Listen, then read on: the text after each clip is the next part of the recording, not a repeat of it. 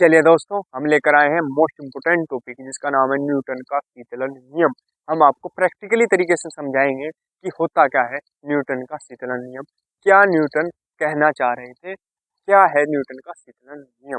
ठीक है, थ्योरी तो बहुत मिल जाएगी आपको, हर बुक में हर जगह मिल जाएगी डेफिनेशन उसकी क्या है क्या चीज़, लेकिन हम समझेंगे इसे प्रैक्टिकली तरीके से। तो चलिए स्टार्ट करते हैं।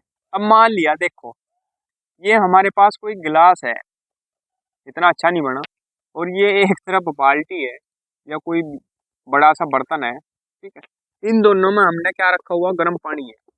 क्या रखा हुआ, गर्म पानी। ये भी गर्म पानी, ओके, ये भी गर्म पानी। दोनों तरफ, दोनों जगह क्या है, गर्म पानी, इसमें बड़े से में भी और इसमें भी। तो ये बताओ कि इसमें पहले ठंडा होगा ये गर्म पानी, इसमें रखा हुआ, या इसमें रखा हुआ पहले ठंडा। पहले ठंडा कौन सा पानी होगा?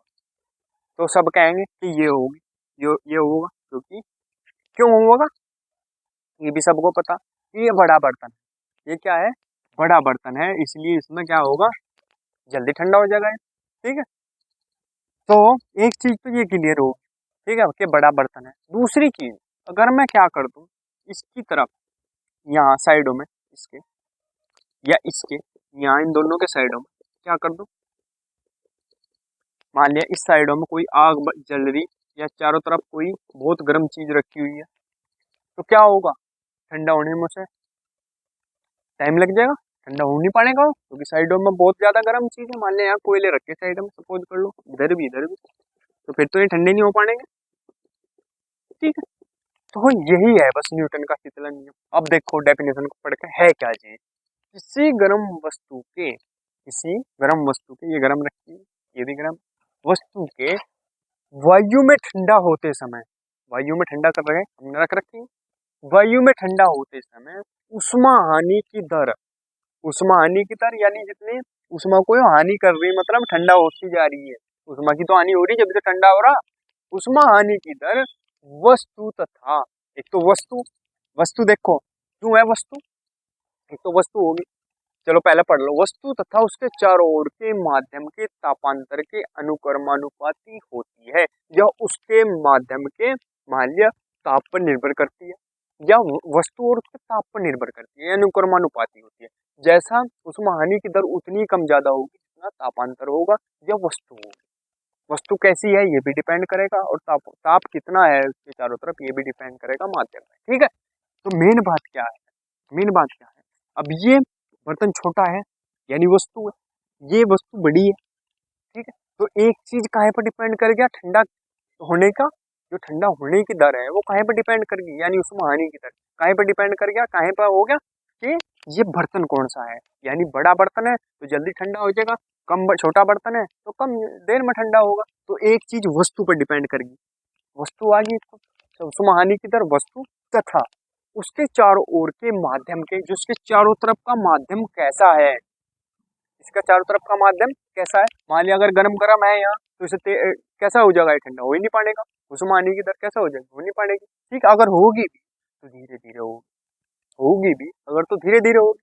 तो कहने का मतलब क्या है कि उसमें जो हानि की दर है वो कहाँ पे डिपेंड करे, एक तो वस्तु कैसी है, और एक इसके जो चारों तरफ तापांतर है, ताप है वो कितना है, ताप का अंतर कितना है इन दोनों में, बाहर के में और अंदर के में। और मान लिया अगर कुछ नहीं है, यहाँ कुछ नहीं रखा मान लिया, तो ये क्या हो जाएगा, खुद ब खुद ठंडा हो जाएगा, और जो बाहर का टेम्परेचर है इस चारों तरफ का जो तापमान है उसके बराबर हो जाएगा। ठीक है, ये तब तक ठंडा होगा जब तक अंदर वाले का टेम्परेचर बाहर वाले के टेम्परेचर के बराबर नहीं हो जाता, ऐसे ही इसमें होगा। ठीक है, तो यही क्या है, न्यूटन का शीतलन नियम है।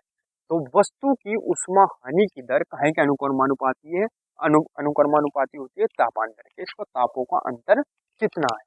ठीक, अगर तापों का अंतर बहुत ज्यादा है तो तब भी क्या होगा, बहुत जल्दी ठंडा हो जाएगा।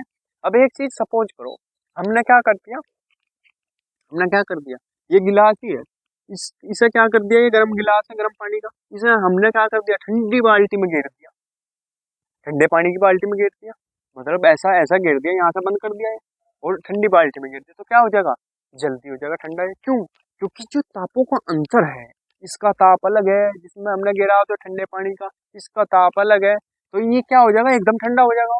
तो कहने का मतलब क्या है, उष्मा हानि की दर कहाँ पे डिपेंड करेगी, तापांतर पर डिपेंड करेगी। उसके तापांतर का मतलब तापों का अंतर कितना है, ठीक है, उसके चारों तरफ, ठीक है।